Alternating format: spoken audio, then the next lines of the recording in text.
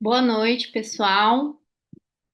Meu nome é Giovana, eu faço parte da diretoria da APCI. Hoje a gente inicia mais um Debatendo, um clássico já na APCI, às quartas-feiras.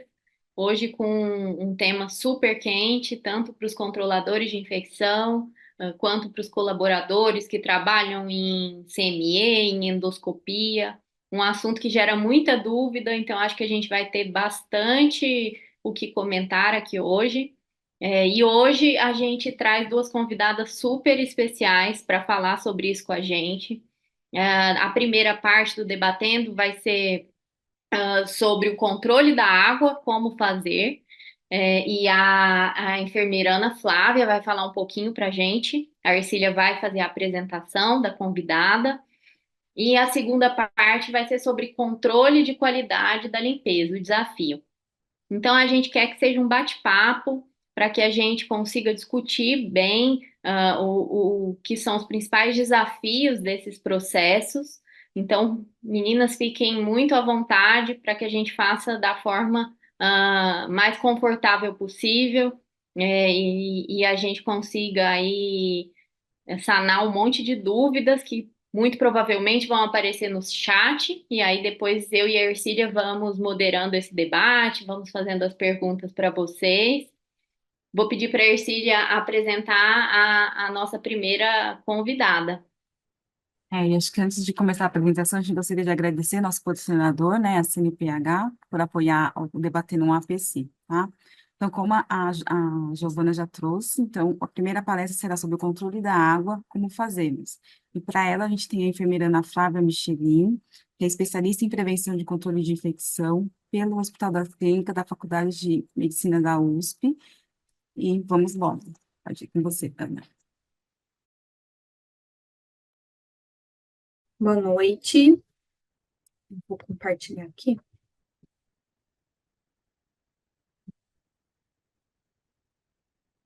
Vocês estão conseguindo ver a apresentação?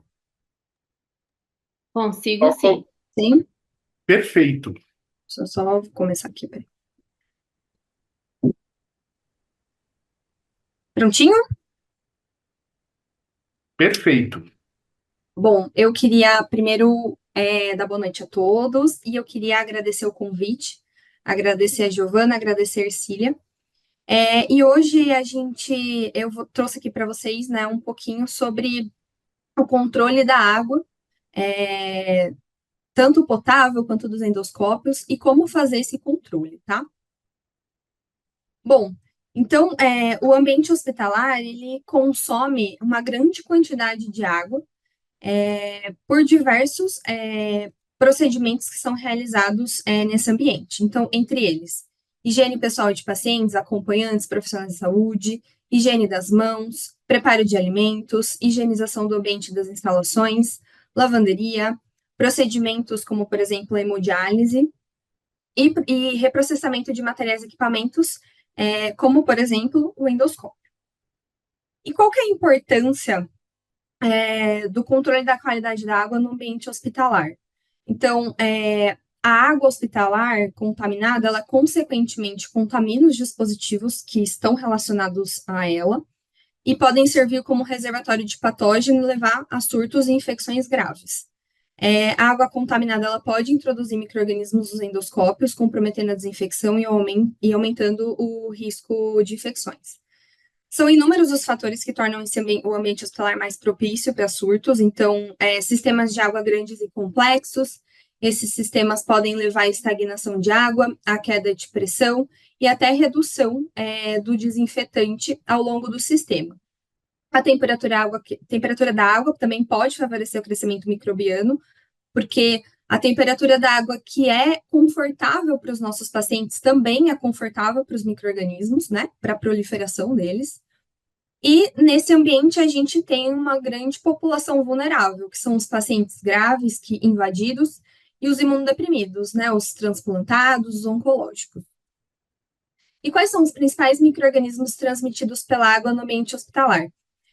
Esse artigo de revisão, ele avaliou surtos e infecções relacionadas a micro-organismos transmitidos pela água, Foram 73 estudos publicados entre 1997 e 2015 que foram selecionados, e eles observaram que esses casos de infecção ocorreram principalmente em pacientes imunodeprimidos, adultos em estado grave e neonatos.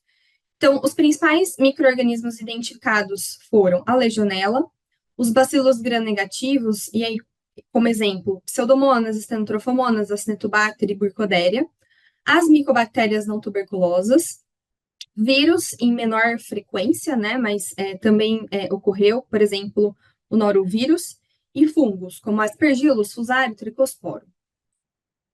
E aí, quais foram os principais reservatórios identificados aí nessa revisão, né, nesse artigo?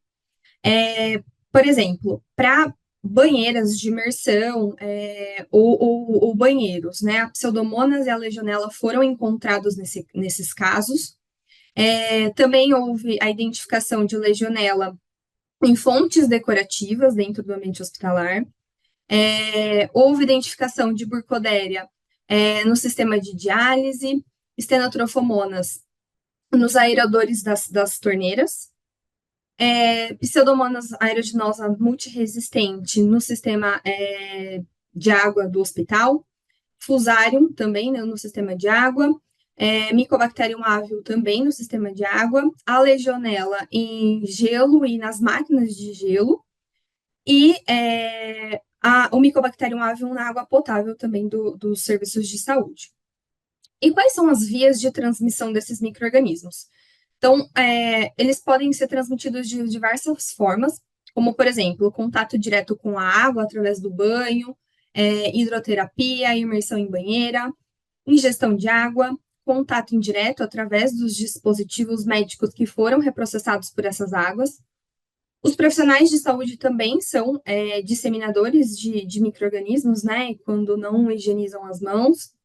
Inalação de gotículas e aerosóis dispersos de fontes de água, chuveiro, pia, umidificadores de ambiente, equipamentos de assistência ventilatória e aspiração de água contaminada. O contato direto, a ingestão de água, contato indireto aos profissionais de saúde, está relatado em literatura que eles são responsáveis pela transmissão principalmente de bactérias gram-negativas, Mycobacterium não tuberculoses e enterobactérias. Já a inalação de gotículas, aerosóis e a aspiração de água contaminada, mais responsáveis por legionela e fungos. Não é uma regra, mas é o que mais se observou aí, que mais está relatado pelo CDC.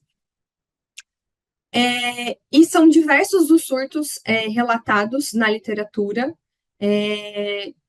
que tinham como via a água, né? Então, a água contaminada. Esse artigo, ele mostrou um surto de Mycobacterium abscessus em 2 fases em um hospital. Entre 2013 e 2015, um hospital ele registrou um aumento significativo de casos de Mycobacterium abscessus, principalmente em lavado, e foi realizada uma investigação em 2 fases. Durante a fase pré-surto, de janeiro a julho de 2013, esse hospital detectou aí 10 casos de Mycobacterium abscessus. De agosto de 2013 a maio de 2014, na primeira fase desse surto, já foi observada uma ocorrência de 71 casos, principalmente em isolados respiratórios, provavelmente por práticas que esse hospital tinha de usar água de torneira para terapia respiratória, higiene oral, lavagem de sonda nasointeral. Foram realizadas culturas ambientais que confirmaram a presença do micro-organismo em fontes de água do hospital, e eles instituíram um protocolo de água estéril, reduzindo os casos até novembro de 2014. No entanto, novos casos surgiram em pacientes de cirurgia cardíaca, levando à segunda fase da investigação, que apontou que o uso inadequado de água de torneira em máquinas apontou o uso inadequado da água de torneira nas máquinas de circulação extracorpórea. Eles alteraram protocolos e conseguiram conter esse surto. Nesse segundo artigo, um surto de Pseudomonas aeruginosa em unidade de terapia neonatal, também atribuída à água contaminada. Foram incluídos nesse estudo os pacientes da unidade de terapia intensiva neonatal que receberam cuidados entre 1º de junho de 2013 e 30 de setembro de 2014. Foram identificados 31 casos de Pseudomonas, e os casos foram atribuídos à água contaminada das torneiras dos quartos desses pacientes, né, desses bebês. A interrupção do surto ela ocorreu após a instalação de filtros nas torneiras. E esse surto, esse artigo mostra um surto de infecção transmitida pela água, especificamente na endoscopia.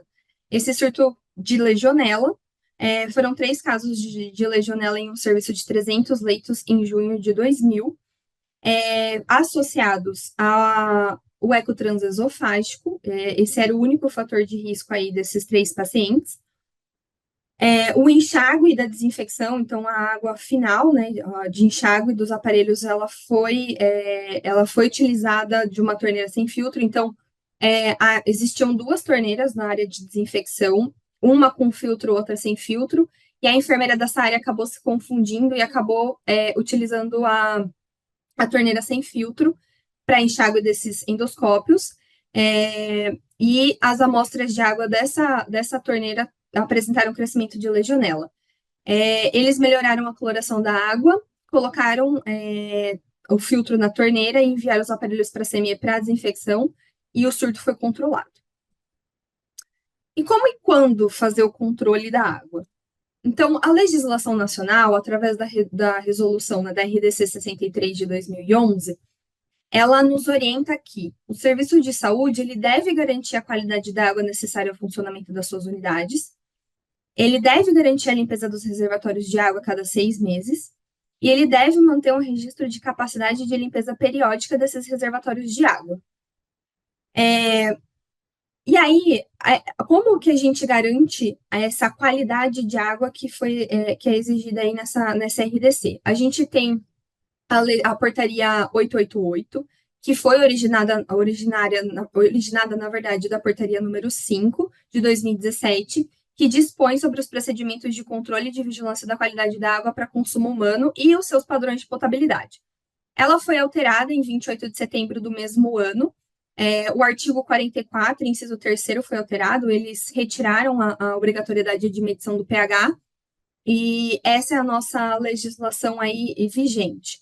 Vale lembrar, né, vale pontuar que essa legislação, ela não é específica para ambiente hospitalar. Essa legislação, ela incide sobre concessionárias de água, poços artesianos e poços caipiras, tá? E qual é o padrão bacteriológico da água potável? Então, no capítulo 5 da 888, a gente tem algumas orientações quanto a isso, sendo que a água potável deve ser em conformidade com o padrão microbiológico conforme disposto nos anexos 1 a 8 e demais descrições desse anexo. No controle da qualidade da água, quando forem detectadas amostras com resultados positivos para coliformes, mesmo que ensaios presuntivos, ações precisam ser adotadas. É obrigatória a manutenção de no mínimo 0,2 microgramas por litro de cloro livre. E em todas as amostras coletadas para análise bacteriológica deve ser efetuada a medição de cor, turbidez e residual de desinfetante. Eu trouxe aqui um exemplo da análise que a gente realiza lá no Círio de água potável, com esses parâmetros que são recomendados, né, exigidos aí na legislação. Então, microbiológico, coliformes totais, contagem de bactérias heterotróficas. A contagem de bactérias heterotróficas também foi removida, ela não é obrigatória mais, por isso que ela não tem um valor máximo permitido. E E. coli. Com relação ao físico-químico, cor aparente, fluoreto e turbidez, cloro livre, pH e temperatura também não são obrigatórios e são opcionais. Então, esse é o que a gente faz lá no Círio atualmente. E como dito na RDC, a limpeza do reservatório precisa ser semestral. E eu trouxe essas 2 fotos da limpeza do nosso reservatório, a última limpeza aí feita em maio, para mostrar a importância, né? Então, na foto, antes da higienização, é possível ver resíduo na parede dos reservatórios, e depois da higienização, o quão, né, essa higienização é importante para eliminar esses resíduos.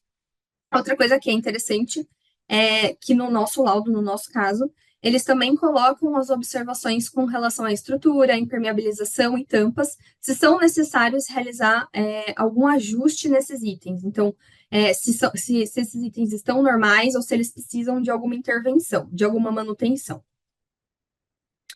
Aqui também outra foto de um outro reservatório, só para mostrar aí a importância da limpeza. Então, nesse primeiro reservatório, aqui dá para ver, né, o resíduo aqui nas paredes e no fundo do reservatório, e nessa segunda foto aqui, depois da higienização, como esses resíduos foram eliminados, né, depois da limpeza. Como identificar quais são os pontos de amostragem de água potável no meu serviço, né? Então, como selecionar esses pontos de amostragem? Eu acho que a primeira coisa que é importante é conhecer o meu sistema.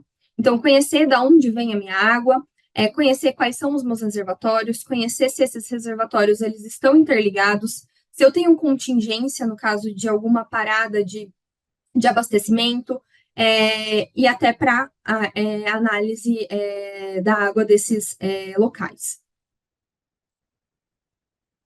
E como definir os pontos de coleta? Então, o objetivo da definição dos pontos é avaliar se a água que está circulando no sistema da unidade, ele permanece dentro dos padrões de potabilidade em todo o sistema. Então, as coletas, elas podem ser realizadas em diversos pontos, mas é importante a gente considerar alguns critérios na elaboração desse plano de amostragem. Por exemplo, incluir um ponto distal, então, o cavalete, o reservatório, e um ponto proximal, que é o ponto de consumo de água, ou seja, o mais distante da cloração, para a gente ver se a concentração do cloro ele permanece estável em todo o sistema. Contemplar pontos em todos os pavimentos, então, em todos os andares é importante que a gente verifique a qualidade da nossa água. Coletar de pontos que são frequentemente usados, então, torneiras. Então, não coletar de pontos que, por exemplo, torneiras que a equipe não utiliza, torneiras que não têm fácil acesso. Primeiro porque a gente tem uma estagnação e a chance desse ponto vir alterado é grande, né? Então, é por isso que é importante a gente coletar de um ponto que é frequentemente utilizado. Atenção se a gente houver um ponto, se houver ponto com tubulação exclusiva, porque a gente precisa lembrar desse lugar e incluir uma amostra para esse ponto. E é também interessante incluir pontos intermediários ao longo do sistema, se for possível, para que a gente possa identificar, no caso de uma não conformidade, exatamente qual é o local que eu preciso intervir e não pensar que talvez todo o sistema possa estar contaminado. Se eu tiver um parâmetro alterado, quais são as ações corretivas que eu preciso tomar? Então, bloquear o ponto com a análise alterada é um item questionável, né? Então, será que eu preciso bloquear? Eu preciso levar em conta algumas coisas, né, antes de bloquear esse ponto. Será que esse ponto era um ponto único e todo o resto do meu sistema ele está adequado? E esse ponto era, por exemplo, uma torneira que não estava em uso, não era usada por ninguém? Então, isso é importante ser avaliado antes de bloquear um ponto com uma análise alterada. Realizar a limpeza e desinfecção do ponto alterado, trocar os filtros quando se aplicarem, verificar a concentração de cloro livre na rede de distribuição e corrigir, se for o caso. E após todas essas ações corretivas, realizar a recoleta do ponto alterado para analisar se as ações foram efetivas ou se novas ações, se essas ações precisam ser repetidas ou se novas ações precisam ser implementadas. Outra coisa que é muito importante é a gente observar a técnica de coleta das amostras de água, porque ela é causa de muitas alterações, né? Porque se a gente não tem uma técnica de coleta adequada, a gente pode ter contaminação da amostra e a gente pode achar que o nosso sistema está contaminado, mas na verdade é porque a gente teve uma violação de boas práticas durante a coleta. Então é importante que essa coleta seja realizada da forma correta. Falando especificamente aí de endoscopia, né? Então, como controlar a água na endoscopia? A gente tem uma legislação nacional, que é a RDC 6, de 2013, que ela dispõe sobre os requisitos de boas práticas de funcionamento para os serviços de endoscopia. E ela diz lá no artigo 24 que a sala de processamento dos serviços de endoscopia ela tem que possuir um ponto de água que atenda os padrões de potabilidade, conforme a normatização vigente que a gente acabou de ver. Mas será que uma água potável ela é suficiente para enxaguar os nossos endoscópios? Então, na literatura, né, esse guideline da Sociedade Australiana de Endoscopia, ele relata que para limpeza manual e enxágue antes da desinfecção, a água potável ela é suficiente. Então, não há necessidade de que ela esteja livre de micro-organismos. Mas e para o enxágue final, né? Depois da desinfecção, será que essa água potável ela é suficiente? Então, diversos guidelines internacionais, eles orientam que o uso da água da torneira em cuidados médicos, como, por exemplo, fontes de água para reprocessamento de equipamentos e instrumentais, apresentam um risco potencial de exposição a micro-organismos, e com o objetivo de evitar a recontaminação dos aparelhos, né, após a desinfecção, essas sociedades, elas recomendam que o enxágue final dos endoscópios, elas sejam realizadas com água livre de micro-organismo, né, com uma água com um padrão microbiológico mais rigoroso. Essa água ela pode ser obtida por sistemas de filtração, como, por exemplo, ultrafiltração e até mesmo osmose reversa. Eu trouxe aqui o nosso sistema de ultrafiltração da endoscopia, lá do Círio, e nessa figura aqui à direita, ele mostra como o sistema de filtração funciona, né, e qual é o nível de retenção aí de micro-organismos de acordo com cada sistema. Então, a ultrafiltração, ele compara, né, a ultrafiltração com a osmose reversa. A osmose reversa filtra todos os micro-organismos, né, então uma água livre, e a ultrafiltração, quase todos os micro-organismos, menos um pouco aí de endotoxina, e esses micro-organismos. E quais são os parâmetros, né, microbiológicos que a gente deve considerar para a água de enxágue dos endoscópios? Então, esse compêndio aqui da Sociedade do Reino Unido, ele traz para a gente quais são os principais indicadores de qualidade que a gente tem que pesquisar, então, micro-organismos, e quais são os parâmetros que a gente deve considerar nessa água, além da frequência.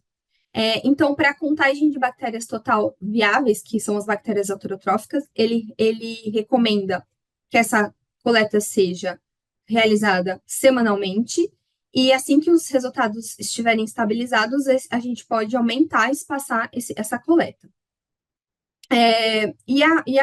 O limite aceitável é abaixo de 10 unidades formadoras de colônia por 100 ml de água.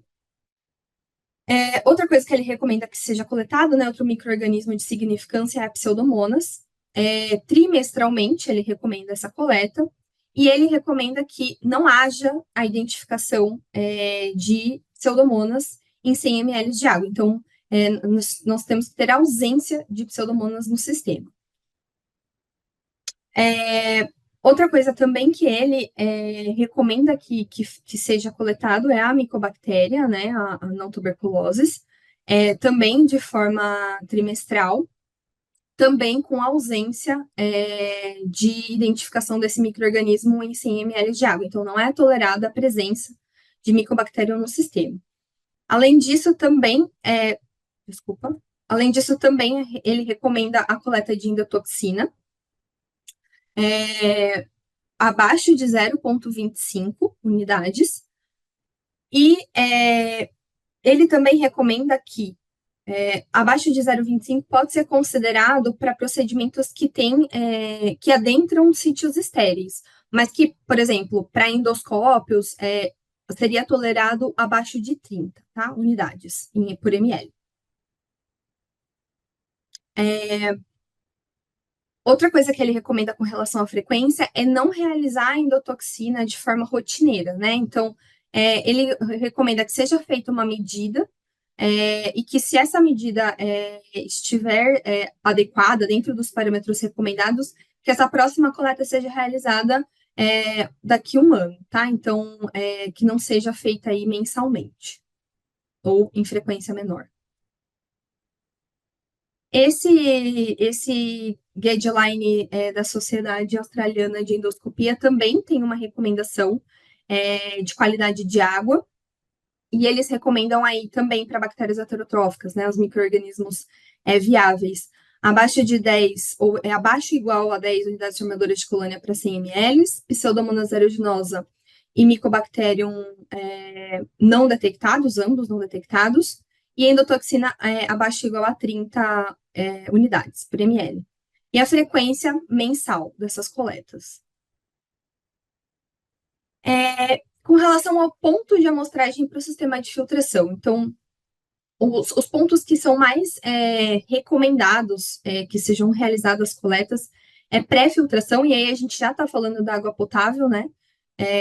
Da água potável da própria unidade, e pós-filtração, né? A propriamente dita água filtrada, para a gente ver se todo o sistema de filtração está funcionando de forma adequada. Além disso, eles também recomendam a coleta de amostras para lavadoras desinfetadoras, se for o caso do serviço, né? Se ele fizer um reprocessamento automatizado, também existe essa recomendação de que seja realizada a coleta nesses aparelhos. Então, a coleta ela pode ser realizada em 3 locais, na entrada da máquina, então antes de passar pelo filtro, imediatamente após a passagem da água pelo filtro, né, água filtrada, e também pela cuba da lavadora, né, na água de enxágue. E o ideal é que seja coletada a amostra de todas as lavadoras, mas que se não for possível realizar isso de uma vez, então se você tem muitas lavadoras no seu serviço, que você rodeie essas lavadoras para que todas elas sejam contempladas ao longo do período aí de um ano de coleta. Algumas considerações com relação às máquinas automatizadas, porque assim como os endoscópios, o monitoramento microbiano das reprocessadoras automatizadas, ela é essencial. Existem diversos surtos relatados na literatura associados às máquinas de reprocessamento. Um cronograma de manutenção que garanta os tanques, tubos, filtros e peneiras do sistema de tratamento de água devem ser mantidos e deve garantir que esse sistema fique livre de biofilmes. As máquinas que são reparadas na unidade, elas devem passar por testes antes do uso. E no retorno de uma máquina após a manutenção externa, ou no recebimento de uma lavadora e de empréstimo, os protocolos de validação de equipamento de qualificação de instalação, qualificação operacional e qualificação de desempenho, elas devem ser realizadas. E quais são as ações corretivas em caso de parâmetros alterados aí na análise dessa água de enxágue dos endoscópios? Especificamente falando do sistema de filtração, né? No nosso caso aqui, do Círio, ultrafiltração. Então, é importante avaliar a concentração de cloro olive que está entrando na entrada do sistema, né, na água potável, e ver se essa concentração ela está adequada e corrigir se for necessário. Realizar a paralisação do sistema e realizar a desinfecção. Trocar o filtro se for necessário. E, após as ações corretivas, realizar a recoleta do ponto alterado para analisar se as ações foram efetivas ou se serão necessárias novas ações. A manutenção preventiva desse sistema é importante, com troca de filtro na periodicidade correta, higienização de reservatório, desinfecção de reservatório. E, assim como na água potável, também é importante que se observe a técnica de coleta dessa amostra, porque, como eu disse anteriormente, pode ser a causa de alterações nas análises microbiológicas. Aquele mesmo grupo de estudo do Reino Unido que eu havia comentado antes, ele propôs uma metodologia de ação baseada em cores de semáforo. Então, de acordo com cada resultado de análise para as lavadoras desinfetadoras em específico. Então, se você tiver uma contagem bacteriana total, então bactérias heterotróficas, abaixo de uma unidade formadora de colônia em 100 ml, e a gente não tiver identificação de micro-organismos significantes, o nosso sistema ele está satisfatório, a gente tem muito baixo risco de ter alguma transmissão de micro-organismo, não é necessário nenhuma ação corretiva, e deve-se continuar o monitoramento da análise da água. Se esse resultado de bactérias heterotróficas estiver de 1 a 9 unidades formadoras de colônia para 100 ml, mas a gente não, mesmo assim, permanecer sem identificação de micro-organismos de significância, eles relatam que o risco é baixo, né, um risco aceitável, não é necessária nenhuma ação, e o monitoramento da água deve ser continuado. Então, fica aí um alerta amarelo, um sinal de atenção. Já se as bactérias heterotróficas estiverem de 10 a 100 unidades formadoras de colônia por 100 ml, mas a gente ainda assim não tiver identificação de micro-organismo, já é um resultado insatisfatório. Então, a gente tem um risco médio de transmissão de infecção. Eles recomendam repetir a desinfecção do sistema, né, da lavadora, e fazer uma nova coleta, tá? E se esse resultado estiver acima de 100 unidades formadoras de colônia em 100 ml, ou a gente tem um micro-organismo de significância identificado, a gente tem um alto risco de transmissão aí de infecção, né, desses micro-organismos. E a recomendação é que essa máquina ela seja parada, ela seja sanitizada e que essa água seja retestada também. E é que essa máquina só retorne ao uso depois que os resultados microbiológicos forem aceitáveis. Então, esses endoscópios que foram reprocessados nessa lavadora que precisou, que é uma lavadora problema, né, que precisou separada, ela não precisa ser recolhido, mas ele deve passar para uma nova desinfecção. Então, a gente tem que identificar qual foi esse aparelho e a gente deve submetê-lo a uma nova desinfecção em outra máquina. E eu trouxe alguns pontos para reflexão. Será que na prática é possível que a gente pare uma máquina?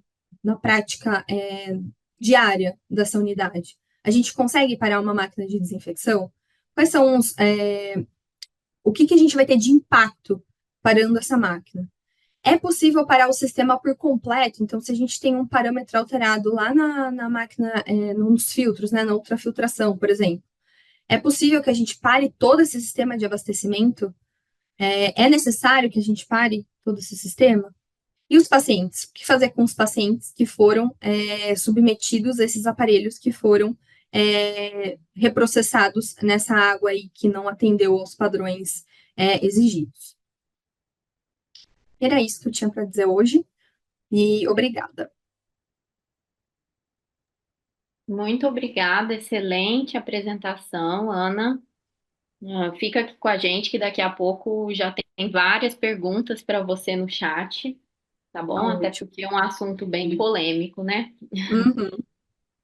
Bom, Posso parar agora a de gente compartilhar, né? pode parar, por favor. Perfeito, pessoal. Agora a gente vai para a nossa segunda parte do Debatendo, em que a gente vai falar um pouquinho sobre controle de qualidade da limpeza, o desafio. E para isso eu chamo a enfermeira Maíra Marques Ribeiro, e eu vou contar um pouquinho do currículo dela para vocês. Ela possui graduação e mestrado em enfermagem pela Escola de Enfermagem da UFMG, doutorado pela Escola de Enfermagem da USP. Atualmente é enfermeira do setor de transplantes, do Hospital das Clínicas da UFMG e tem experiência nas áreas de processamento de produtos para a saúde, infecção relacionada à assistência à saúde e assistência hospitalar e docência em enfermagem. Mayra, bem-vinda. E eu vou começar perguntando para você como é que você começou a dar mais atenção a toda essa questão dos endoscópios, como é que começou a sua relação, com os endoscópios? Conta um pouquinho para a gente. Boa noite a todos, né? Queria agradecer primeiro o convite da Eliane Molina, para a gente estar aqui hoje conversando um assunto tão importante, e pelo apoio aí da Giovana e da Deshna nesse caminho para a gente estar aqui hoje batendo esse papo. O endoscópio, ele aparece na minha vida quando eu entrei no mestrado, em 2009, que aí eu tinha que definir um problema de pesquisa. E nessa época, foi bem a época que teve os surtos. Eu formei em 2007, eu fui enfermeira de controle de infecção, e o meu mestrado foi com a professora Adriana Cristina de Oliveira, aqui em BH, e aí eu tinha que definir um problema de pesquisa, e que com os surtos de micobactéria em 2009, na videolaparoscopia, o grande questão, o vilão colocado na história foi o glutaraldeído, né? E apesar da gente saber hoje que o problema era de limpeza. E aí, eu investigando, eu vi que o glutaraldeído era muito utilizado na endoscopia gastrointestinal e a gente tinha poucos estudos, eu acho que tinha 2 em São Paulo e um estudo em Goiânia, com avaliação e com amostras pequenas. E aí foi onde eu fiz o meu mestrado, né? No mestrado a gente avaliou os endoscópios pronto para usar nos pacientes em 37 serviços de BH, para verificar se eles estavam contaminados ou não, se o processamento tinha sido efetivo ou não. E eu verifiquei como que as pessoas também faziam esse processamento. E aí que eu iniciei, depois do mestrado a gente foi para avaliação, porque aí no mestrado a gente viu que o principal problema, assim como a videolaparoscopia, era a limpeza, e aí no doutorado a gente desenvolveu o biofilme, aí eu tive a felicidade, né, de fazer o doutorado também com a Casu, em São Paulo, e a parte laboratorial eu fiz no Canadá com a professora Michelle Alfa, que é uma, né, expertise aí nesse tema há muitos anos. E aí a gente veio hoje, até hoje, dando consultoria no HC, apesar de eu ser enfermeira do transplante, eu sou responsável pela atualização de todos os protocolos da endoscopia hoje também. Tá explicado, pessoal, do que ela vai falar desse tema com a gente. Ercília, vamos lá. Então, diante desse, toda essa bagagem de conhecimento, né? Então, acho que uma pergunta bem importante. O endoscópio, ele é um real risco para o paciente? E você pode nos contar em relação a isso? Sim, Cecília, se a gente vem da história aí, né, dos endoscópios no século XIX, e até quando eu comecei o meu mestrado em 2009, o endoscópio, ele sempre foi gastrointestinal, ele foi banalizado como risco para o paciente, né? Porque desde até no meu mestrado, quando eu coletei as amostras, o que eu escutava, e eu escuto, infelizmente, ainda de alguns médicos e de alguns profissionais, pelo endoscópio ser um equipamento que entra no trato gastrointestinal, que isso não oferecia risco para o paciente, né? É como alguns comparavam até como um colher e com um garfo. Então, isso eu entrei em 2009. Em 2015, eu falo que a gente aprendeu com a dor, né? Porque hoje a gente não acompanha os pacientes pós-endoscopia, mas em 2015 foram notificados, 2013 e 2014, foram notificados muitos surtos, principalmente, né, nos Estados Unidos. Não porque lá exista mais, mas porque tem uma vigilância e uma notificação disso. E surtos de infecção em alguns pacientes, e esses pacientes evoluíram a óbito. E nessa investigação, como as culturas tinham dado um crescimento de micro-organismo multiresistente, fez uma investigação retrospectiva e verificou-se que esses pacientes tinham tido infecção relacionada à endoscopia gastrointestinal, especificadamente após a duodenoscopia, né? Então, a partir daí, o mundo, eu falo assim, que é um marco, né, mundial. Então, a partir desses surtos de infecção, e qual é o diferencial, né, desse marco? É que os micro-organismos são multiresistentes, então a terapêutica fica mais difícil e acaba se investigando e encontrando, né, a razão. Então, provavelmente antes nós temos infecção subnotificada, nós temos alguns casos, mas não eram por micro-organismos de uma relevância epidemiológica tão grande quanto hoje a gente tem com a dificuldade terapêutica. Então, hoje assume-se que a gente utiliza um endoscópio que é processado porque o benefício ele é maior que o risco, porque reconhece, né, todas as associações mundiais, então reconhece que o endoscópio, pela sua confirmação, o processamento é difícil e, assim, ele oferece uma das principais tecnologias da saúde capaz de causar dano ao paciente relacionado a um evento adverso infeccioso. E, infelizmente, o endoscópio descartável, ele ainda não é uma realidade no Brasil, né, Maíra? Não, Giovana, eu não sei se é infelizmente ou felizmente, sabe, Giovana? Porque a gente tem as dificuldades, sim, de processamento do endoscópio, mas a gente ainda não consegue mensurar quais são os danos ambientais e aí a sustentabilidade para as novas gerações com o uso do endoscópio, né, descartável. Então, isso já é uma realidade fora do Brasil, mas no Brasil nós não temos.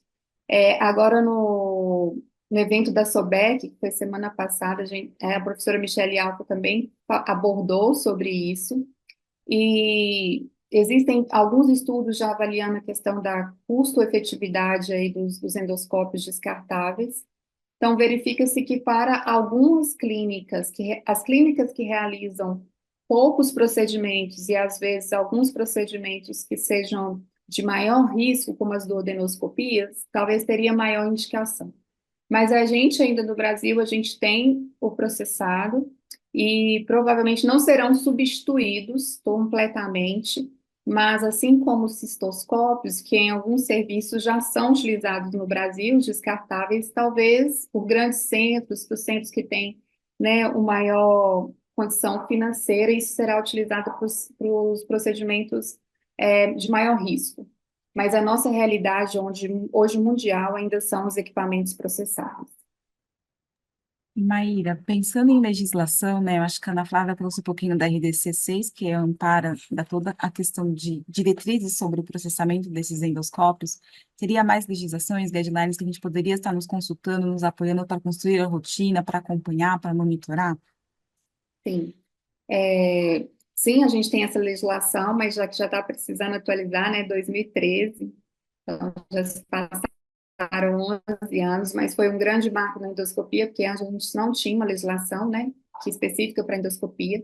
Nós temos guidelines europeus, americanos, muito bons, britânicos também, mas a gente também tem as nossas diretrizes da SOBEC também, com relação, né, e eu faço parte do comitê de endoscopia também da SOBEC, então a gente publicou ano passado, e todos os últimos guidelines, até 2022, 2023, né, a gente contemplou todas as informações que estão nesses guidelines, a gente tem na diretriz da SOBEC.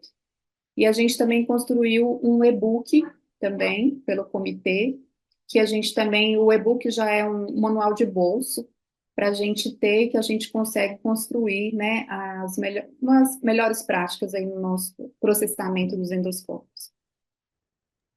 Perfeito. Então, para a gente falar da limpeza, a gente precisa falar da pré-limpeza, né, Maíra? Que é Sim. onde tudo começa. E muitas vezes a gente repara, né, nos hospitais que, principalmente quando o médico sai, do local de realização para fazer em loco, em UTI, esse processo às vezes é perdido. E ele tem uma importância muito grande. Você podia comentar um pouquinho para a gente sobre a pré-limpeza? E sobre as principais dúvidas que o pessoal tem, né? Como é que fica aquela solução? A gente tem que fazer uso único? A gente pode fazer vários usos? Quais são os principais erros cometidos nessa fase? Sim, Giovana. Quando a gente fala aí dessa importância, né, do processamento e principalmente da limpeza, a gente sempre pensar no nosso propósito, né? Então, por que que a gente precisa focar nessa parte? Para prevenir a formação de biofilme, né, que é uma forma de vida microbiana resistente e difícil de se remover se a gente não realizar essa limpeza de forma imediata, né? Porque aí depois esse biofilme vai se desprender e causar infecção no paciente, né? Eu comparo sempre assim, né? Que se a gente alimenta, escova o dente rápido, então aquela limpeza a sujeira é fácil de sair. Agora, se a gente não escova, a sujidade vai acumulando ali até o momento que você precisa arrancar um dente por um canal por causa de uma placa microbiana, que é uma forma de vida, que é um biofilme, né? Então, assim, quando o assunto aqui, né, eu até fiquei pensando quando a gente fala sobre controle de limpeza, a gente tem dois caminhos. Ou o controle da monitorização, que é a monitorização final, né, depois que a gente vai conversar um pouquinho de quais são os monitores que a gente tem hoje, ou outras coisas, e que eu acho que estão mais acessíveis a gente, que é realmente ver os pontos críticos de cada fase para que a gente possa garantir, né? Então, com relação à pré-limpeza, ela é a fase crucial, porque ali é onde tem a maior carga microbiana e a maior quantidade de resíduo orgânico, né? Então, nesse momento, E aí, eu até coloquei aqui, né, deixar os papéis bastante definidos. Quem é que vai fazer o quê nessa fase dentro da sala? Então, você comentou muito. Então, assim, o ideal é que fosse o médico mesmo, né? Porque ele retirou ali o equipamento do paciente, ele vai remover a sujidade externa, né, do tubo de inserção, e ele mesmo ali, já com a mão no comando ali do endoscópio, ele vai fazer a aspiração da solução de detergente e vai pressionar a válvula de ar e água para sair água. Então, nessa fase, o que, que são os pontos cruciais que a gente precisa controlar? A Ana Flávia falou muito bem, adorei sua aula, Ana, muito boa. Que em todos esses momentos nós vamos utilizar água, né? Então, é a água que a gente utiliza lá no exame, que a gente ejeta a água para a gente limpar o órgão, e aí eu levanto um local importante, que é o reservatório de água da garrafinha que a gente utiliza, que essa água ela tem que ser uma água estéril, né? No meu estudo do mestrado, a gente encontrou mais Pseudomonas aeruginosa no canal de ar e água, e a gente considera, né, reflete que essa Pseudomonas veio da garrafinha de água que utiliza na processadora ali, na processadora da máquina mesmo, não a da limpeza, mas da processadora. Então, a gente tem essa água para ser controlada dentro da sala de exame. E o ideal é que essa garrafa de água fosse trocada a cada exame. A nossa legislação coloca que pelo menos ao final do dia. Então, esse é um ponto da pré-limpeza que a gente precisa ter muita atenção. A garrafinha de água, ela tem uma mangueirinha, né? Então, essa mangueirinha também é um grande problema, porque algumas não permitem passar escova no interior. E a gente sabe que um material de silicone com água por muito tempo, ainda há mais uma água aquecida, vai formando ali um biofilme, que é um lodo, né? E aí vai acumular ali um micro-organismo. Beleza, outra questão é que vem a água também, é a solução de detergente. Então, a gente tem uma legislação, a Rosinha está aí, da Anvisa, né, que participou, ela é a cabeça aí da legislação do detergente enzimático lá de 2012, e que foi ela que trouxe para a gente, os guidelines já falavam que a gente não pode reutilizar uma solução de limpeza, e vem essa legislação de 2012, que aí a gente não tinha uma legislação que falava, ó, não pode utilizar a solução, reutilizar. Então, infelizmente, eu ainda encontro muitos serviços que reutilizam a solução de detergente. E a gente tem grandes evidências que essa solução, ela se recontamina e cresce micro-organismo, então a gente está utilizando uma solução mais suja do que se a gente estivesse utilizando só água. Então, controlou a garrafinha, controlou essa solução de limpeza. Então, a cada exame eu tenho que ter um recipiente para trocar, para fazer a limpeza, porque eu estou contaminando. E definir papéis de quem é que vai fazer essa parte da pré-limpeza. E outra coisa, sempre importante, o profissional da enfermagem que está nessa sala, que ele comunique com o profissional que está na limpeza mesmo, porque alguns procedimentos, o preparo do paciente pode ter sido pior, então eu tinha maior quantidade de sujidade, então hoje a gente não consegue, a gente está caminhando para que a gente não tenha uma regra para todos os endoscópios, uma regra assim específica, mas que haja essa comunicação, olha, esse exame foi mais difícil, tinha maior sujidade, então reforce mais na fase da limpeza, para que a gente tenha o menor risco de permanência de contaminação aí. Muito bem, acho que você trouxe bem alguns pontos para a gente se atentar durante essa fase primordial. E teria mais alguns que a gente poderia estar explorando ou estar mais em alerta, pontos de controles nessa fase de pré-limpeza e para iniciar a limpeza, Maria? Uhum. Nessa fase seria isso mesmo, Cecília. E aí, tá, porque a gente falava assim, caminhar o mais rápido possível para a sala de limpeza. Mas esse mais rápido possível, porque assim, os biofilmes, eles têm uma variabilidade de quanto tempo que ele pode começar a formar. Então, assim, o que a gente, os guidelines têm colocado é que a gente, nos nossos protocolos, a gente defina o que é esse mais rápido possível no meu serviço, entendeu? E que ele não ultrapasse 30 minutos. Né? Então, o mais rápido possível, mas eu preciso, na minha instituição, definir que tempo é esse, porque não, eu acho que o mais rápido possível é 30, você acha que é 40, o outro acha que é 50, o médico acha que é 1 hora e meia, entendeu? E a gente garantir que isso está sendo seguido. Então, isso é uma coisa que a gente não gasta dinheiro, né? Porque a gente fala dos testes de monitorização. Então, isso que é o mais importante que eu acho, sabe?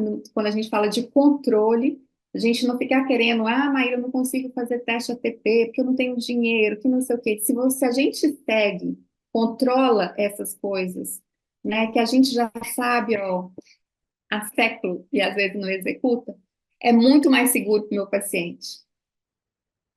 É aquilo que o controlador de infecção sempre fala, né? Fazer o básico para depois inventar moda, né? Sim. Então, às vezes você não está fazendo a limpeza direito, você não faz a pré-limpeza direito, e aí você está gastando horrores em ATP para medir um processo que Aí não você foi. quer um boroscópio, né?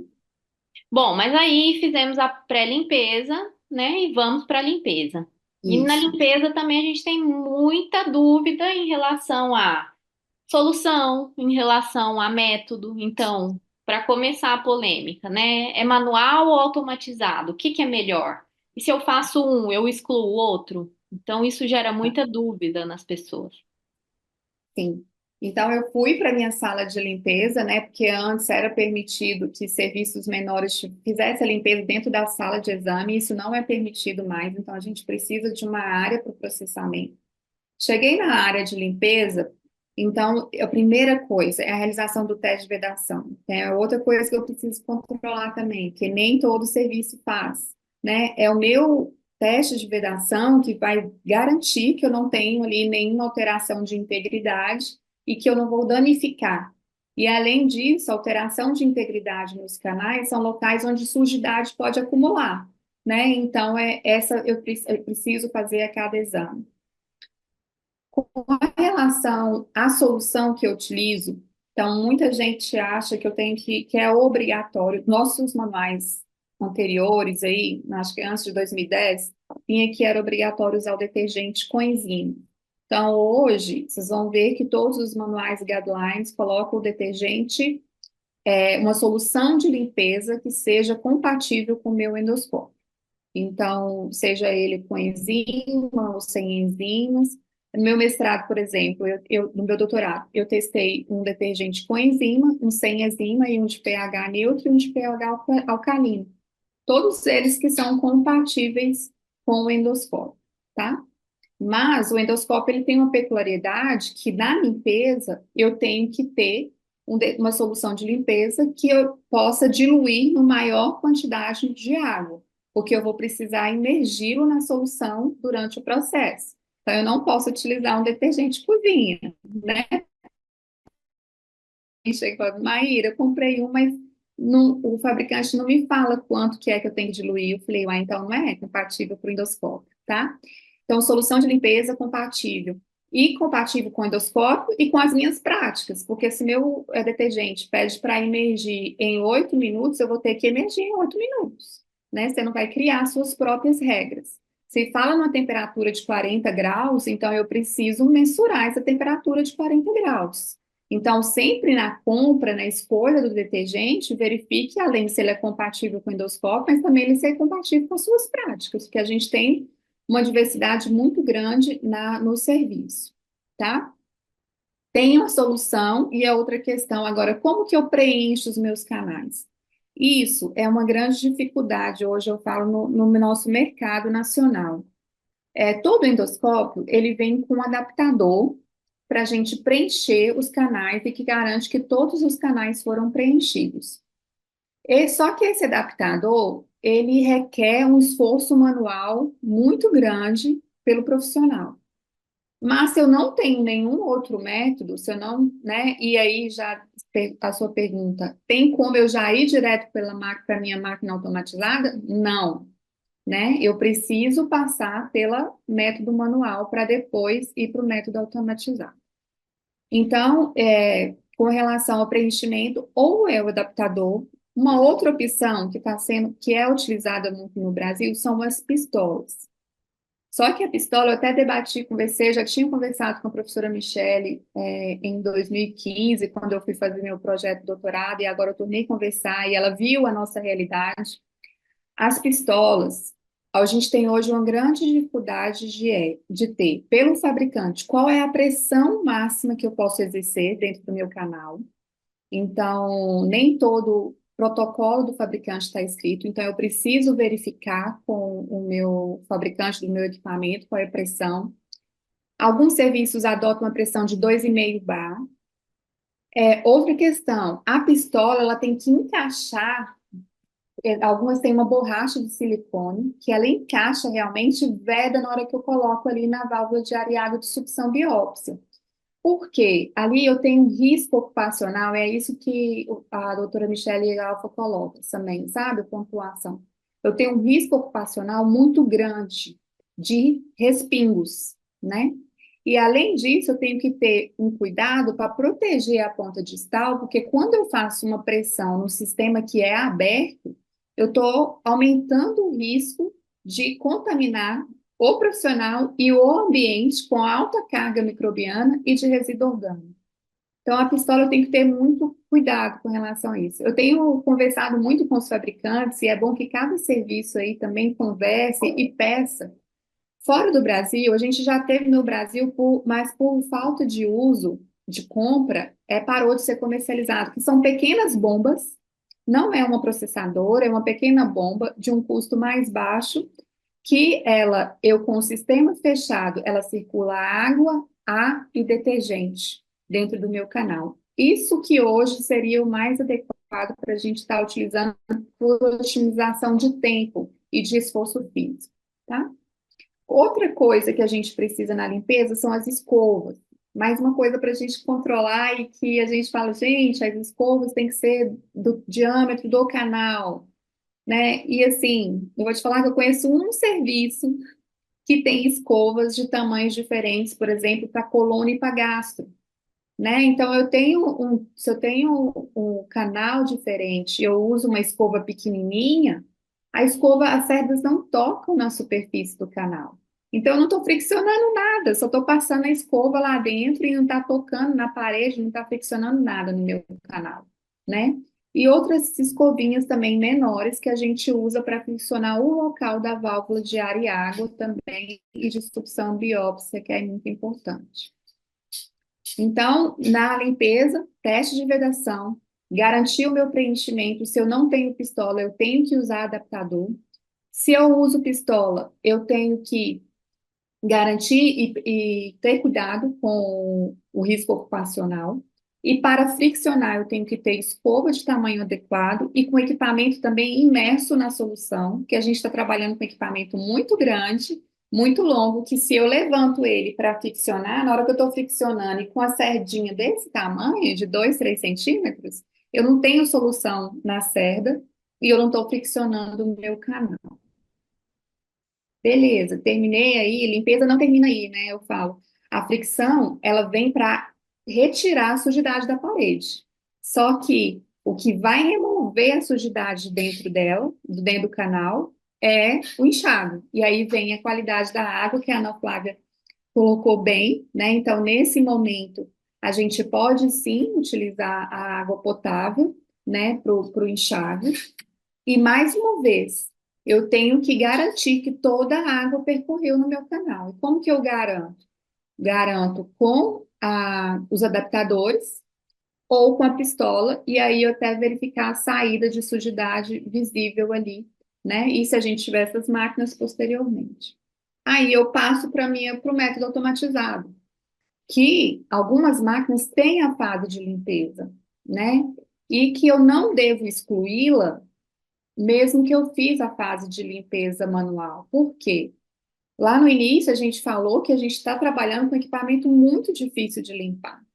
Então, se eu faço uma dupla limpeza, então eu estou otimizando a limpeza e tornando os outros processos menos desafiantes, né? Então, eu vou utilizar e vou fazer também todo o meu processo lá na máquina automatizada. Mais alguma dúvida? Eu acho que pensando nessa questão da limpeza, né, da fricção dos canais, a gente sabe que tem alguns canais que a gente não pode fazer a fricção, né? Então, que dica que você daria? Como que a gente tem que fazer na prática, né? O que a gente tem que nos atentar nesse processo? Sim. Esse aí, e assim, são os equipamentos que a gente vai, esses locais que não fazem a fricção, eu até conversei com a professora Michele Alfa, porque tem os equipamentos processáveis, mas descartáveis, mas tem os processáveis. Eu falei com ela, você acha que a gente vai chegar numa época no mundo que não, né, que a gente não vai precisar dos processáveis? Aí ela falou, não, Maíra, eu acredito que a gente vai continuar. Eu falei, então, o mundo está caminhando para avaliar esses canais que não são, que a gente não permite friccionar? Ela falou que não. Então, é uma questão de mudança de alteração de design, e isso não está sendo trabalhado, embora seja algo pontuado há mais de 25 anos, 30 anos. Então, esses canais que não passam, a escova não passa, como o canal de Ariaga, o canal ciliar, a gente precisa, aquela questão da limpeza o mais rápido possível, ser o mais rápido possível mesmo, porque eu não posso ter aderência de sujidade, né? Porque aí eu vou ter apenas a força do jato, né, do fluxo. Se eu não tenho pistola, é o adaptador, e esse adaptador, ele não vai tirar nada que está aderido à superfície, então é fazer o mais rápido possível mesmo a injeção da água lá na sala de pré-limpeza e injetar também com pressão a solução de limpeza também nesses canais, tá? Perfeito. Bom, Maíra, então eu fiz meu processo de limpeza, eu treinei minha equipe, tô achando que tô arrasando. E aí eu quero saber se eu tô arrasando mesmo. O que que eu posso fazer para mensurar se fiz tudo certinho, se não fiz? Porque a gente fala muito do ATP, né? Mas o que que dá para fazer além disso e como fazer o ATP da forma adequada? Giovana, realmente, os testes que são indicados, né, são o teste ATP, o teste de proteína, o teste de carbono também.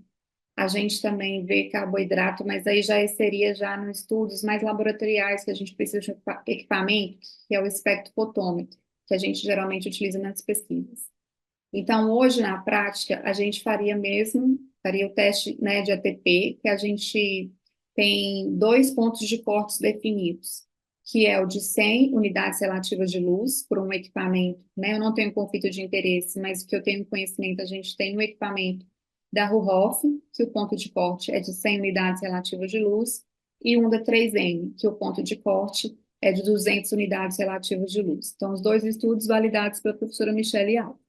Só que esses pontos de corte, a gente sempre deve trabalhar com o desafio nosso da instituição, né? Tem a Ana Flávia e a Cris, lá da endoscopia, eu sei que o ponto de corte dela já está em 20, né? Então, e a Claudinha também está aí, a do HU também, os pontos de corte dela também está mais baixo.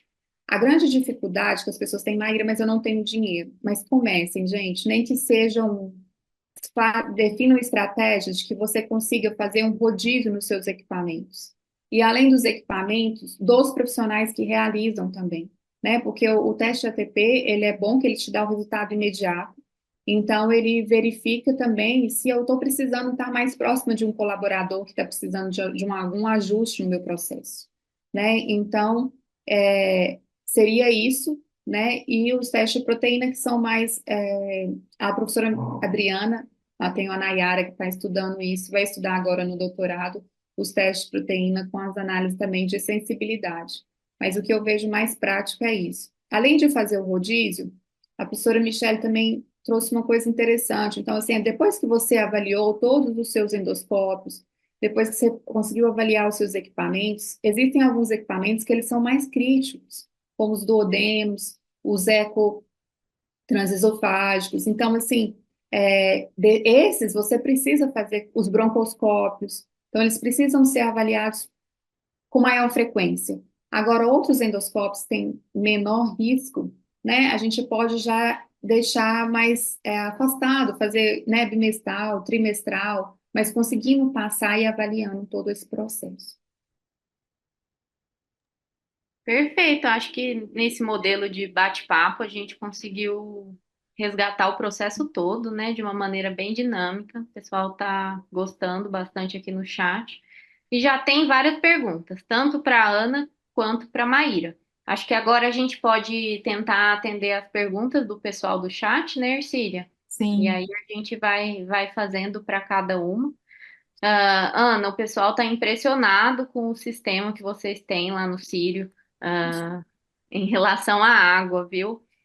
Então, eles estão aqui elogiando bastante e perguntando se com esse sistema vocês resolveram todas as questões, relacionadas à água e conseguiram adequar, ao que é proposto e solicitado pelos guidelines, que muitas vezes a gente tem muita dificuldade quando a gente não tem todo esse aparato e o apoio da nossa gestão, porque a gente sabe que é um investimento e a gestão tem que estar disposta a investir, né? Não vou falar nem que é um custo, porque é um investimento mesmo.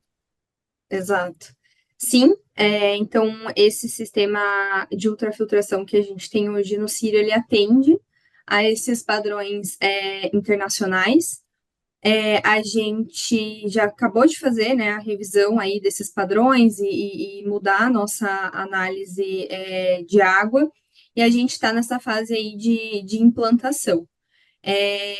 O sistema de ultrafiltração ele já está implantado, né, há alguns anos, por questões de dureza de água, enfim, outras questões não microbiológicas, mas a gente acabou de revisar, fazer essa revisão aí da análise microbiológica, e sim, ele atende a esses padrões. Uma outra pergunta para você, Ana. O pessoal pergunta sobre a lavadora desinfectadora. Qual a rotina de limpeza, desinfecção do reservatório dela? Acho que a Maíra também, se quiser complementar.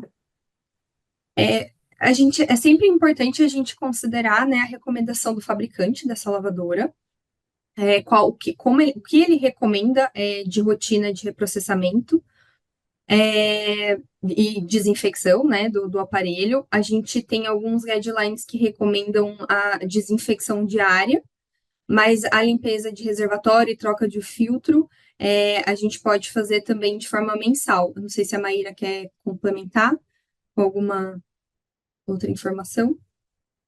Não, é isso mesmo, e só lembrar, né, Ana, que isso é muito importante. Então, a gente tem estudos que às vezes mostram um nível de contaminação da água da máquina maior do que a da água da torneira, né? Exato. Então, a máquina não resolve todos os nossos problemas se a gente não seguir, né, todas as etapas. E também, outra coisa que a Cris falou com a gente lá na Sobec, né, Ana, é que quem tem o controle de alterar parâmetros da máquina é só o pessoal da engenharia, né? Então, ninguém Exato. da assistência tem essa autonomia. A gente tem um bloqueio das máquinas automatizadas, justamente para que a equipe não pule fases, né? Não pule alertas e não ignore alertas, né? Então, qualquer alerta, qualquer informação que a máquina estiver dando, o colaborador ele não consegue ignorar esse alerta. Então, ele precisa olhar para aquilo e tomar a ação necessária, seja parar a máquina, chamar a engenharia clínica para avaliar, enfim, aí depende do que está sendo alertado, né? Mas sim, a gente tem esse bloqueio que não permite que o profissional ele ignore o alerta. Perfeito. Uma outra pergunta que apareceu aqui no chat, para Maíra. Maíra, qual sua opinião sobre as escovas de lavagem endoscópio? O que é melhor, escovas reprocessáveis ou escovas descartáveis? Beleza. A gente é permitido no Brasil utilizar tanto o descartável quanto as processáveis. Os manuais europeus, eles colocam que sejam de uso único, as escovas. A grande questão das processáveis é a gente garantir a integridade delas, né, das cerdas, e também, com o múltiplo uso, algumas dobraduras nas escovas podem causar danos também no interior do endoscópio também. Então, assim, eu não tem, né, falo, com relação se as cerdas estiverem ok, as duas serão efetivas. Mas o que eu vejo na prática é realmente você garantir que essas cerdas estão, e aí também é mais uma variável também para você controlar e deixar bem definido com a sua equipe. Então, você tem que estar bem, sua equipe tem que estar bem segura, né? E você dá essa segurança para ela, para que ela possa trocar essa escova assim que precisar. E eu esqueci de falar de um dispositivo para limpeza que a gente tem também hoje no mercado, que são dispositivos de limpeza com disco de silicone, e que eu testei também no meu doutorado. A minha tese também está disponível aí na internet, quem quiser, então vocês vão ver a fotinha dela lá, só colocar o meu nome. Esses dispositivos, eles promovem, eles têm um disco de silicone, ele é adaptável a uma variedade de diâmetro do canal. E no meu doutorado, eu verifiquei que a efetividade dele, passando uma vez pelo canal, é a mesma de passar 3 vezes da escova de conserva. Mas ela tem um custo, né, associado, porque ele é também de uso único, tá? Então, você pode usar uma ou outra, mas lembrando que usar a escova processável e tendo como justificativa que é mais caro usar descartável, a Claudinha do HU, aí, é um hospital universitário que realiza teste de ATP, né? E então, assim, é um serviço público que utiliza, consegue fazer essa justificativa e colocar, né, na sua prática uma ferramenta que traz menos variáveis para ser controlado durante o processo. Ah, legal. Acho que é uma pergunta para as duas também, para a Ana Flávia e para a Maíra. Se existe alguma recomendação, alguma rotina de vigilância de complicações pós o procedimento de endoscopia? Se existe algum período mínimo de vigilância, que parâmetros que a gente deveria estar monitorando? Vocês podem falar um pouquinho da experiência de vocês relacionados a isso. No Círio, a gente tem um sistema de vigilância pós-procedimentos endoscópicos. Ele não é exclusivo para questões infecciosas, né? Ele aborda outros itens relacionados ao procedimento. Então, a gente tem uma equipe que liga para esse paciente alguns dias depois do procedimento para avaliar como ele está, né? Então, como ele está se sentindo, se ele teve algum sintoma infeccioso, se ele teve alguma queixa relacionada ao procedimento. Então, a gente faz isso lá. Além disso, também, qualquer retorno do paciente no pronto-socorro com alguma queixa infecciosa, também é realizado um monitoramento. Então, a equipe faz uma notificação de ocorrência para que nós, do controle de infecção, e a própria equipe aí da endoscopia fique sabendo que esse paciente retornou com alguma queixa infecciosa ou alguma outra complicação relacionada ao procedimento. E também tem a própria busca ativa ali da equipe do setor, assim, imediatamente após o procedimento. Então, o paciente ele pode desenvolver, né, sinais e sintomas infecciosos imediatamente após o procedimento, e a equipe também está preparada aí para identificar esses sinais e sintomas e fazer esse monitoramento, essa identificação e notificação. Isso é um desafio, né, para o controlador de infecção. E isso subestima muito o problema, que o que os olhos não veem, né, o Exato. coração não sente. Então, quantos serviços de controle de infecção fazem realmente uma busca? Se cirurgia já é difícil para a gente, daquele paciente que vai de alta e de se fazer a vigilância pós-cirúrgica, quanto mais os procedimentos endoscópicos rotineiros. Então, muitas vezes, penso eu que o problema é subestimado, por conta dessa dificuldade mesmo de registro de eventos. Então, às vezes, o Sim, paciente ele não volta no mesmo hospital, então tem toda essa exato. dificuldade de rastreio. Acho que a Maíra quer comentar um pouquinho.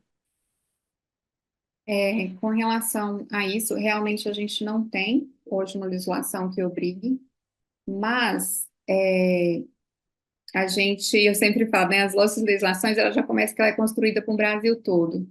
E aí são condições mínimas do mínimas do mínimas, que são descritas nas nossas legislações.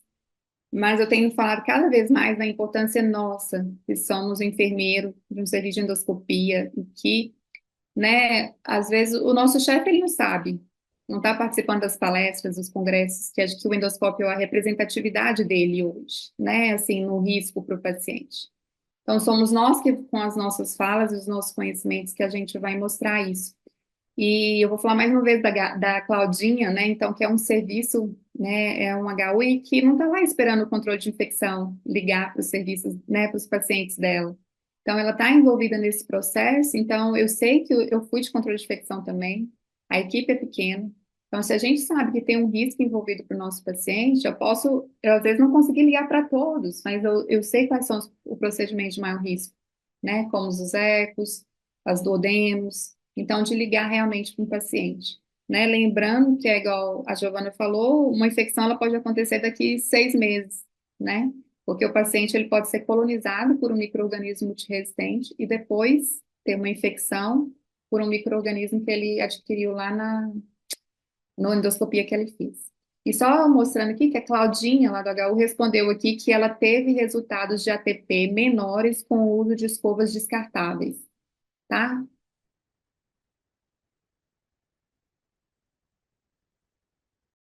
Perfeito.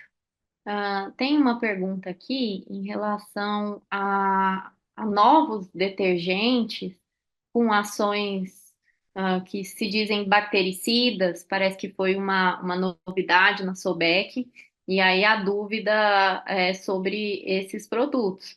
Se vale a pena esse investimento, se dá para reutilizar, tendo em vista essa característica, porque é uma novidade no mercado, né? Não, nenhuma solução de limpeza ela vai poder ser reutilizada. Todas precisam ser descartadas após cada uso.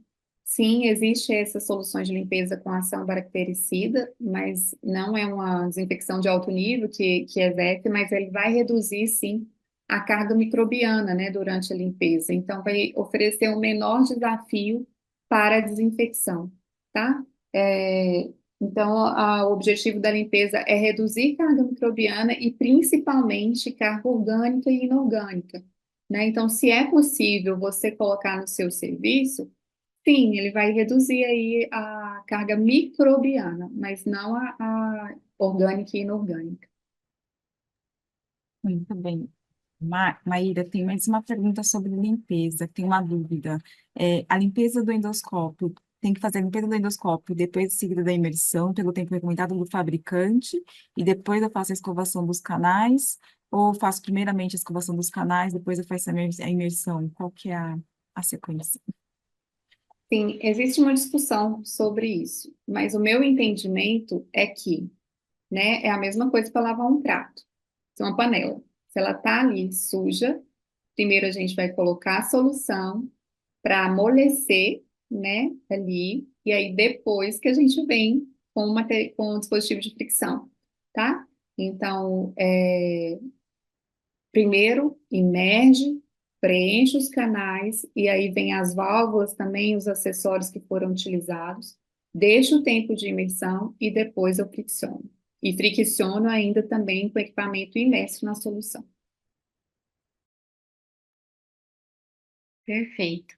Uma pergunta para a Ana. Ana, já que você falou da questão da busca, né, de vocês e do registro, perguntaram sobre a incidência, de infecção pós-endoscopia e colono. Se você puder falar um pouquinho sobre isso. A gente não tem nenhum caso de bacteremia, tá? Com hemocultura positiva no cílio. A gente nós temos casos de pirogenia, né?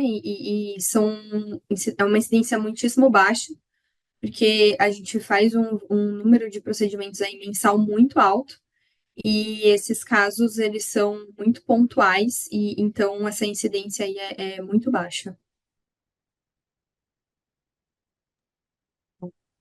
Mais uma pergunta para a Maíra.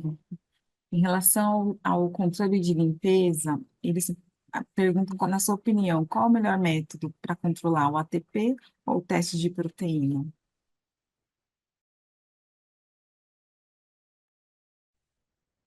Difícil essa pergunta.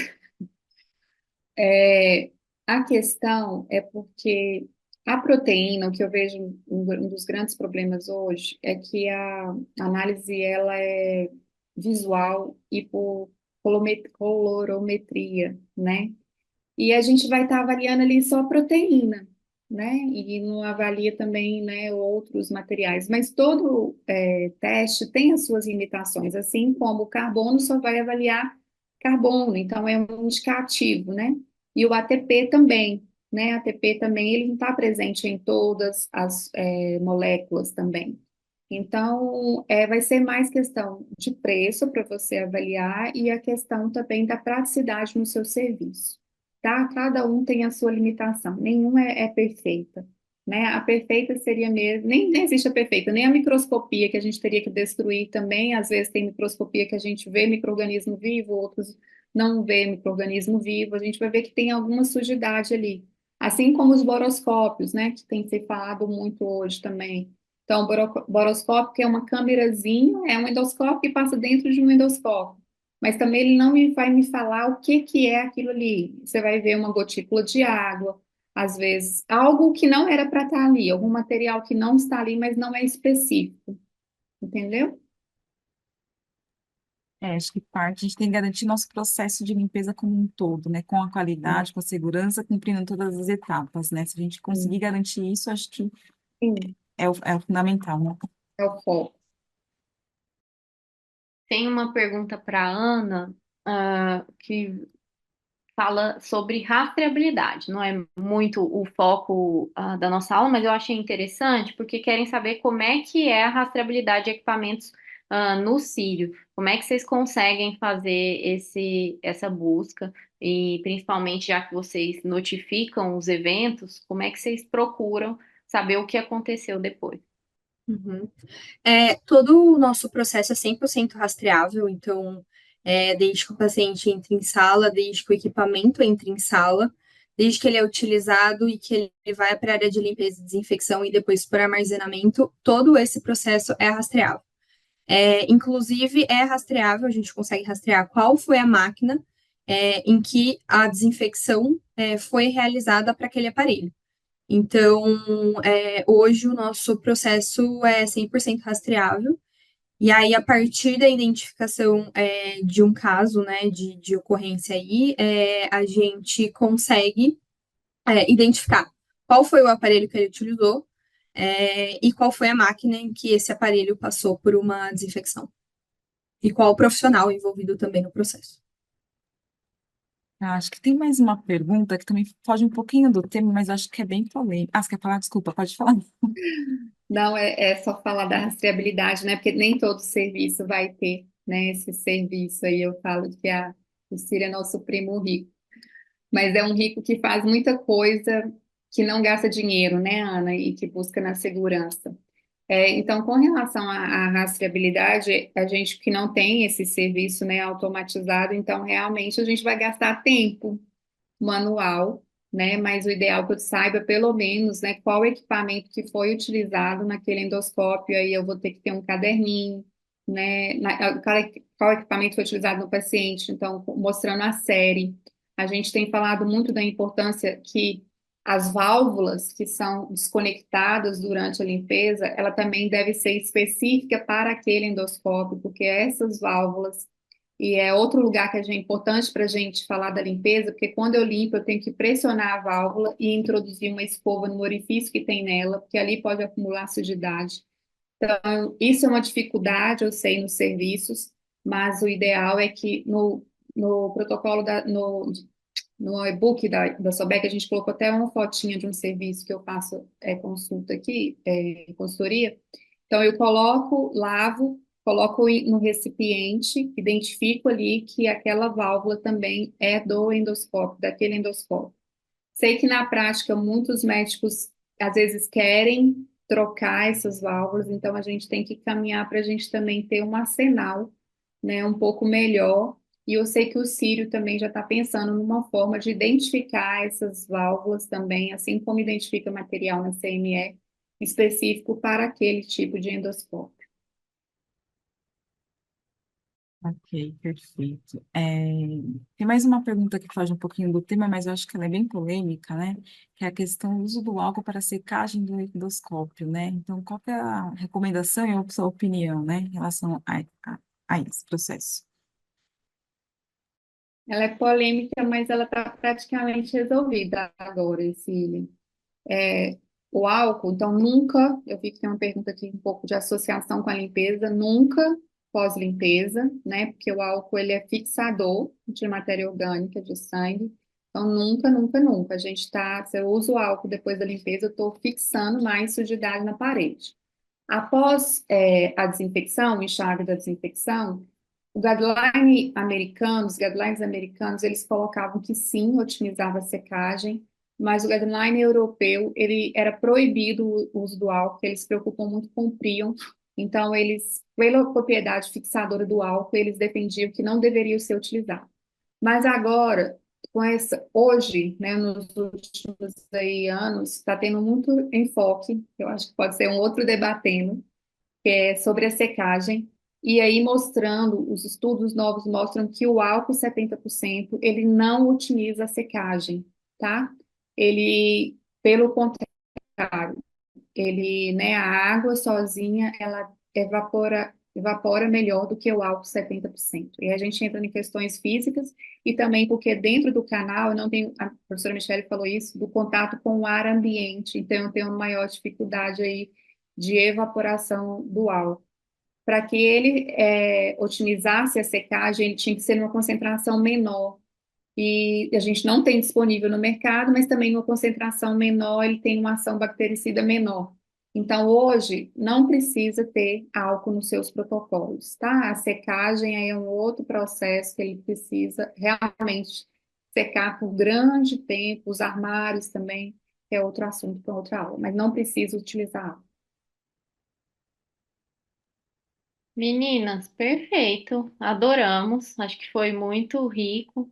Acho que esse formato possibilitou que a gente discutisse bastante sobre processo, principalmente de água e de limpeza.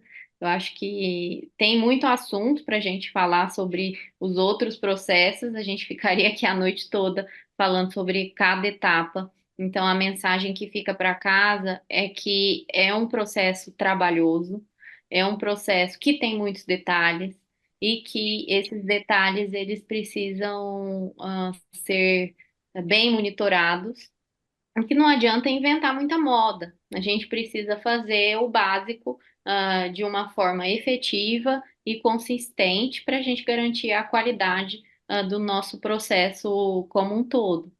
Então, a gente agradece muito, vocês por essa oportunidade. Com certeza serão convidadas para outros debatendos, e aí a gente fala sobre outras etapas, no processamento. E aí eu vou abrir, caso queiram deixar um último recadinho, Ercília, meninas. Eu gostaria de agradecer também a presença da Maíra e da Ana Flávia, que contribuíram muito, foi muito enriquecedor. É um tema quente, como a Giovana disse, né, que a gente sempre tem dúvidas e sempre é bom estar nesse fórum, né, confortável para poder estar discutindo. Acho que é importante. Muito obrigada mesmo pela presença de vocês. Eu queria agradecer. Desculpa. Desculpa, pode falar mesmo. Então, eu queria agradecer imensamente, né, vocês, a Giovana, a Cília, a Eliane, e a APECI, né, uma associação aí que eu tenho total respeito e admiração pelos profissionais que estão aí por trás, a Eliane, pelo convite, e deixar, né, sempre a minha mensagem sempre, né, enfermeiros, enfermagem, domine o seu processo, estudem sobre o endoscópio, ele é risco sim para o paciente, nosso chefe, nosso diretor não é obrigado, isso é a partir do nosso posicionamento, né, que a gente vai convencer e mostrar, não, eu preciso disso. Não dá para fazer tudo de uma vez, mas a gente tem muita coisa básica, né, que, igual eu coloquei, fui colocando, né, desde a água e até após a fase da limpeza, que dá para a gente ir fazendo, né, não só adquirindo conhecimento e colocando aqui, né, o nosso desejo das coisas são são vistas após as ações que a gente toma na vida. Tá bom? Então é isso, e muito, muito um prazer estar com vocês aqui hoje. Eu também queria agradecer novamente o convite. Maíra, eu queria agradecer você por dividir esse fórum. Faço das suas palavras as minhas aí. E foi muito proveitoso e agradeço novamente. Obrigadão, pessoal. Tchau, tchau e boa noite.